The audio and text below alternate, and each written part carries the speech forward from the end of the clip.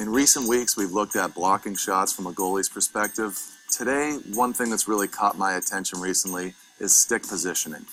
Stick positioning specifically from your defending players to give you, as a goaltender, clear line of sight.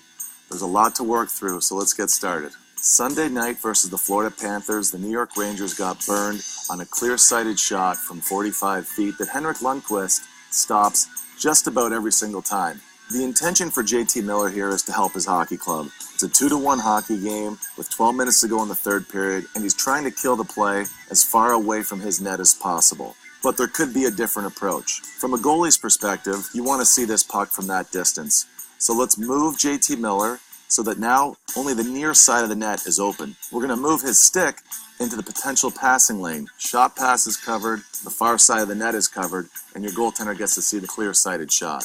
Instead, JT Miller tries to cover the play himself, and the puck goes off the shaft of his stick and ends up in the back of the net for a 2-2 hockey game that goes into overtime and ends in a shootout loss for the New York Rangers. Now, before we go forward, let's take a step back and look at the numbers. Funnel shots are shots that take place in this zone right here. An imaginary line from the left post all the way up to the half boards underneath the hash marks, and from the middle of the net all the way up to the red line where it meets the boards.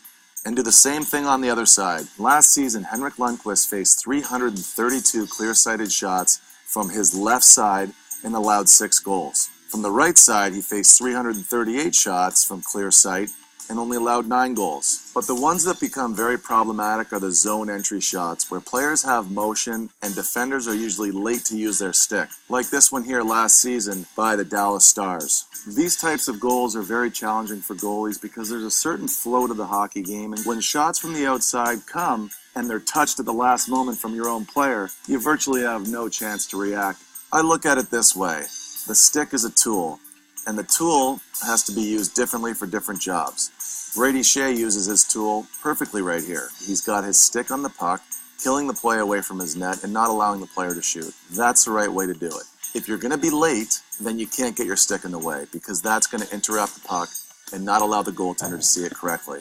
This goal here by P.A. Parento of the New Jersey Devils has a lot of similarity to the Aaron Ekblad goal. Same location, similar type shot, player wants to help, but it's too late. And this puck goes off of Coyle's stick like a rocket past Devan Dubnyk. And this is happening all around the league. Look at what's happening with Yaroslav Halak in Brooklyn.